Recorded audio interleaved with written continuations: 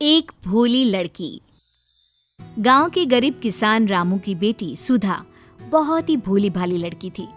सुधा को चालाकी या किसी से झूठ बोलना, किसी के लिए कुछ गलत करना बिल्कुल भी नहीं आता था और उसकी इसी आदत के चलते कई बार दूसरे लोग उसके सीधेपन का फायदा उठा लेते थे। रामू अपनी बेटी के भोले नेचर की वजह से बहुत परेशान रहता था। एक दिन रामू खेत पर गया हुआ था। पीछे से उसकी पड़ोसन कमला उसके घर आती है।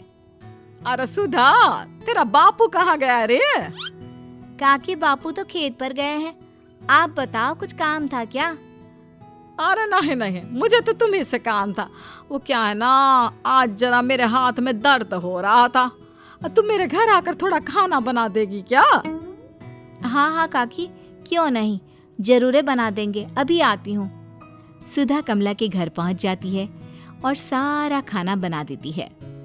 काकी, सारा खाना बन गया है, चलती हूँ मैं अब। अरे सुधा बिटिया, तनिक बर्तन भी तो साफ कर देती तो अच्छा होता।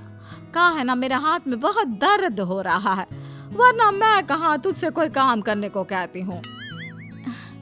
काकी, वो ना मुझे घर जाकर पढ़ाई करनी थी और पढ़ाई नहीं की तो बापू से डांट पड़ेगी।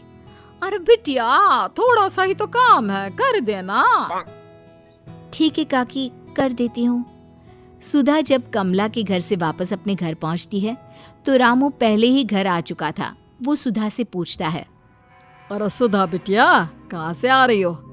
मैं कब ऐसे तुम्हारा इंतजार कर रहा था। पढ़ाई तो की ना तुमने?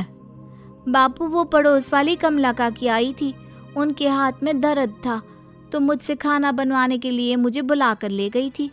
अरे बिटिया, कितनी बार तुझसे कहा कि इन लोगों की बातों में ना आया कर। ये सब तेरे भोलेपन का फायदा उठाकर तुझसे कितना काम करवा लेते हैं। कुछ दिनों के बाद कमला सुबह सुबह गांव के मंदिर पूजा करने के लिए जाती है। वहां पर सुधा की मुलाकात मंदिर के पुजारी से होती है। अरे सुधा बिटिया, आओ आओ, आज तो सुबह सुबह ही पूजा करने आ गई। पुजारी बाबा, आज वो मेरा व्रत था ना, बस इसलिए पूजा करने आई हूँ। अरे लेकिन बिटिया, अभी तो तुम पूजा नहीं कर सकती। क्यों, क्या हुआ पुजारी काका? अरे वो क्या है ना बिटिया, अभी तक मंदिर की सफाई धुलाई नहीं हुई है, तो जब तक मंदिर की सफाई धुलाई नहीं हो जाती तब तक कोई भी भक्त मंदिर में दर्शन करने नहीं आ सकता। लेकिन मैं अब क्या करूं? मुझे घर वापस जाना पड़ेगा क्या? वैसे तुम चाहो तो एक काम कर सकती हो। हाँ हाँ, बताइए ना पुजारी काका। एक काम करो बिटिया, आज जरा मंदिर की साफ सफाई और धुलाई तुम ही कर दो और उसके बाद आराम से दर्शन भी कर लेना। ठीक है काका, मैं सफाई कर देती हूँ, कोई बात नहीं। भगवान के घर सफाई करने में कैसी परेशानी। पुजारी सुधा से पूरे मंदिर की सफाई करवा लेता है। सफाई करने के बाद सुधा जैसे ही मंदिर में दर्शन करने के लिए आगे बढ़ती है। अरे बिटिया, वो देखो गांव के मुखिया जी आ गए। अब पहले तो वही दर्शन करेंगे, तुम थोड़ी ना कर सकती हो, है ना? लेकिन काका, मैं तो कब से आई हूँ और मैंने तो पूरे मंदिर की सफाई भी की है, अब तो मुझे दर्शन कर लेने दो। अरे कहा ना बिटिया, थोड़ी देर रुक जाओ, मुखिया जी को पहले दर्शन करने जाने दो। सुधा चुपचाप वहीं मंदिर के बाहर बैठकर मुखिया जी के जाने का इंतजार करने लगती है। बहुत देर के बाद मुखिया जी के जाने के बाद मंदिर में भीड़ बढ़ने लगती है। काफी सारे लोग दर्शन के लिए आने लगते हैं। काका, अब तो मुखिया जी भी चले गए, अब तो मैं पूजा कर लूं। अरे अरे अरे, ये क्या कर रही हो सुधा? तुमने सारे मंदिर की सफाई की है, अब तुम्हारे कपड़े तो गंदे हो गए। देखो, घर जाकर नहा धोकर मंदिर आना, तभी मैं तुम्हें भगवान के दर्शन करने दूंगा। सुधा उदास होकर अपने घर लौट आती है। सुधा का उदास चेहरा देखकर रामू को चिंता होती है और वो सुधा से पूछता है, अरे क्या हुआ सुधा बेटा, बहुत देर लगा दी तुमने मंदिर में, इतने देर से लौट कर आई हो, क्या बात है बेटा, सब ठीक तो है ना? मंदिर में जो कुछ भी हुआ था वो सब सुधा ने रामू को बता दिया।